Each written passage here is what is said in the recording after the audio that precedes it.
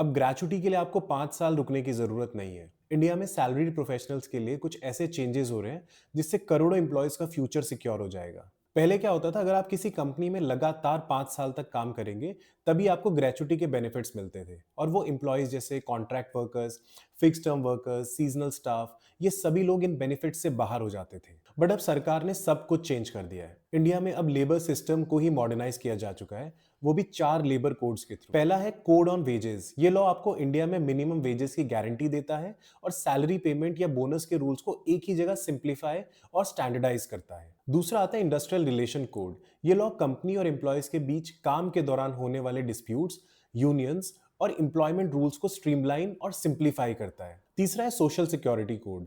ये law workers को PF, ESI, gratuity, maternity benefits जैसे सोशल सिक्योरिटी स्कीम्स को एक ही फ्रेमवर्क में प्रोवाइड और रेगुलेट करता है। And finally occupational safety and health code, जो वर्कर्स की work place safety, health and working conditions को इंश्योर करने के लिए स्टैंडर्ड रूल सेट करता है। अब इनका इंपैक्ट ग्रेचुटी पे कैसे पड़ेगा, लेट्स अंडरस्टैंड। पहले ग्रेचुटी उन एम्प्लॉयज को मिलती थी जो कंपनी में 5 साल कॉन्टिन्यूसली काम करते थे, लेकिन अब इसे घटाकर 1 साल कर दिया गया है। अगर आप फिक्स टर्म कॉन्ट्रैक्ट पे हो तो 1 साल कंप्लीट करते ही आप ग्रेचुटी के लिए एलिजिबल हो जाते हो।